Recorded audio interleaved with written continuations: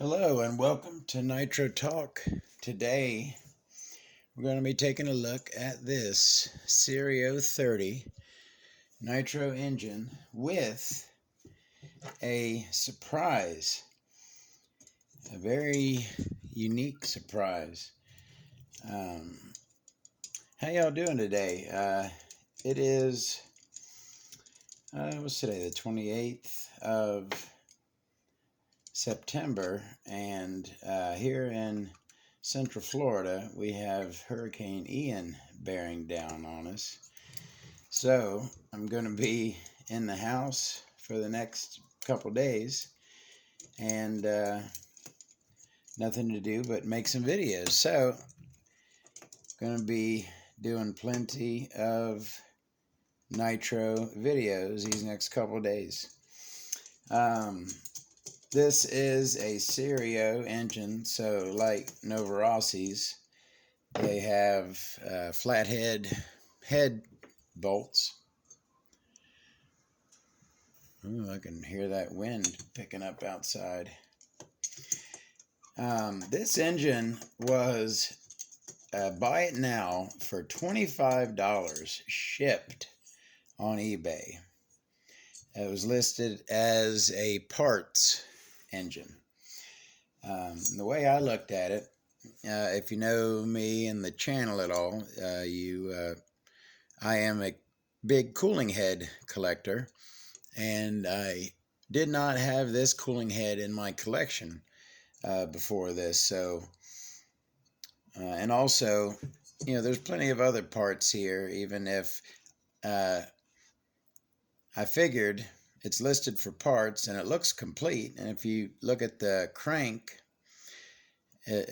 looks pretty new. I'm all over the place. I made a little short video earlier about how you can tell if an engine is really used by a quick glance at it. If you look at this Novarossi P5 XL, this was my race engine for a couple seasons. If you look at the crank, you can see the discoloration on it. That's from the bearings heating up, and the heat changes the color of the metal. But if you look at that, and that's pretty, dark. That right there, I would look at that and I would think, that's got 4 or 5 gallons probably on it. Just, this can happen if you, let's say you have a bad bearing and it locks up on you. You can get some heat damage from that, but this is pretty even across the crank, so this you could tell that this has a lot of use on it. And on the other hand, if you look at that one, it almost looks close to new. That's a way you can take a glance at a motor and know how much life it has. It's not an exact science, like I said, but it's a good rule of thumb thing to know. All right, like I was getting into before I got sidetracked, there are plenty of other good parts on here too. This roto start back plate's got a one-way bearing. The crankcase is usually good. There are plenty of usable parts on this engine. What I figured, if it's listed for parts and it looks like that, there's probably something wrong with the piston sleeve. It's either lost compression or damaged somehow. So that's what I'm figuring. I'm going to get into this and find something wrong with the internals. So back plate's got these 2.5 millimeters, pretty long, so we're going to take those out. Now, like I said, this has a surprise, and I don't know what I don't know what the heck happened here. Maybe one of you guys know. Maybe this is something maybe this is a thing and I don't know about it. That's possible. All right, back plate off, roto start, and then we have our starting shaft. And now my 2 millimeter driver is probably 3 years old, and it's getting a little long in the tooth. I need to cut the end off of it. It's never been cut, so I'm going to cut the end off, make that fresh. But for now, I'm using my 5/64 so as to not mess with the, don't want to strip out your little 2mm bolts here in your back plate. So let's go ahead and take this head button off. This is a standard head, as you can see, and looking pretty good inside. Oh, let's see how let's see the status of the Todd Turbo. That looks really good, actually. Nice and even. That looks like a brand new glow plug as well. All right, so let's put the piston up, and I always like that. It's good and bad. That's another thing. Here's a Todd's tangent for you. We're going to go off for a second and talk about sleeve fit inside the crankcase. I have a theory that now you kind of like it to pop right out like that. You like to be able to stick your finger in and pull the sleeve out because that's easy. It's easier than one being stuck down in there and having to pry it out with the various tricks of getting a sleeve out, right? But I have this theory that the tighter the sleeve fits into the crankcase, the better your compression will last. I feel that when the sleeve is really loose inside the crankcase, that is room for the sleeve to expand, all right? And that sleeve expanding is going to it's going to subtract from your compression. The sleeve expands, that makes more room for the piston, and you lose compression.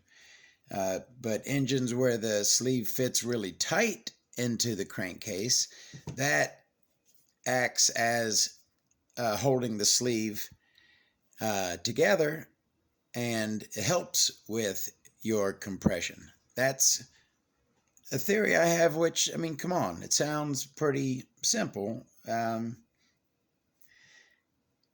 I think that like I said, we like easy removal for our sleeves, but I think that it is detrimental to the longevity of an engine. Looser sleeve fit, faster loss of compression. That's my theory. All right, we got the sleeve out, we got the piston up, so let's go ahead and remove the back plate. All right, there's our one-way bearing, and as you can see, it's a monster. It is a huge one-way bearing and starting shaft. All right, are you ready for this surprise, people? This is going to blow your mind. Let's go ahead and pull this piston off. And what do we have here but a friggin' half of a connecting rod? You see that? The connecting rod has been shaved. It's, down in there. You can see it's complete on the other end, right? It's complete on the other end of the rod, but down there towards that end and all the way to this end, it's like shaved in half. Why? No idea. If that a factory defect, that doesn't seem possible that could leave the factory like that. Someone shave it down to make room for something. I mean, it's not, that's the thing. This is, that's not going to last like that. You can't, that right there, I don't think it was ever run. I don't know what happened here, but I believe if you try to run this engine, you couldn't get a couple quarts through it before that thing gave way. If even that. I don't know if this thing could make it through a break-in. Does anybody know why that connecting rod is shaved in half? Other than that, it looks almost new. So that's the story, as I know it. I know it's not much of a story, but maybe one of you know something you could tell me. Let's take a look at this crank real quick. Got one nice fang there. It's not really opened up very much. Pretty blocky. No cuts on your leading edge there. If you look into your induction window, it's again pretty blocky. I mean, it's pretty smooth. No burrs or rough cuts or anything. Just, nothing too fancy. Just kind of a plain crank. Nothing to complain about. Is that actually, what the heck is that? You see how that is, the corner of that is like cut off. Can you see that? I don't know what's going on with that. Has that got something to do with that? This thing's a mystery. Basic 3-port sleeve. Pretty small intake there. No fangage at all on this. Certainly some work could be done on that. But, as you can see, it's a like new engine with a half a connecting rod, so it can never be ran. I mean, actually, taking a look at it, really just boom, replace that connecting rod, and I got a brand new Sirio 30 is pretty much the gist of it. Oh yeah, we have not yet touched upon that mofo. You hear that? Who knows what that beeping is? Let's talk about ye old Sirio 30 carburetor. Also, the Calari 30 carb, the Calari 28 carb, the carb with a busted O-ring. This thing is, oh, you see that? I just noticed that. That right there, for whatever reason, that's going to drive me nuts, and I'm going to have to shave that down there. Make that nice and smooth.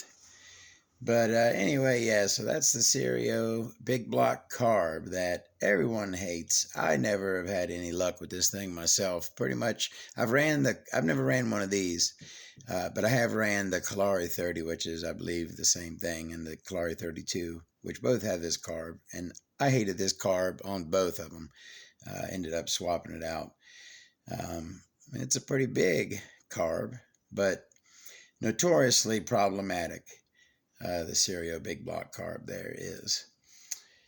So, O-ring back plate, of course. It's nice.